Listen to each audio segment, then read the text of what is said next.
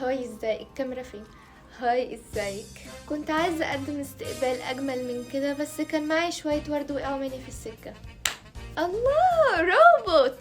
تستغربيش شفتي يا حبيبتي، معلش دفعت النص الاولاني فيلر ومعيش فلوس تكمل النص التاني. رامز معانا، رامز بيحكم زيه زينا كده. رامز بني ادم، موهبة حقيقية تستحق ده. ده بيحط السيف في بقه يا مامي. لا لا لا لا لا لا لا لا لا لا لا لا لا لا لا لا، بلاش هزار بقى يا رامز، ده انا قد امك يا رامز. ايوه انا طلعت انتقد الناس اللي ما بتبصش في الافلام. مفيش بوس، مفيش تمثيل، ده قاموسي. انت مش شايف ضربت البوس؟ بالك انا بتعب جدا في افلامي بجد، افلامي بتبقى صعبة ومحتاجة وقت ومحتاجة فيلر. الناس اللي بتطلع تنتقدني دي بالنسبة لي ولا حاجة، أنا الحاجة. الرجالة كلها اللي كانت في حياتي دول ولا حاجة، أنا الحاجة برضو. بس بجد ايه رأيك في لوك تايلر؟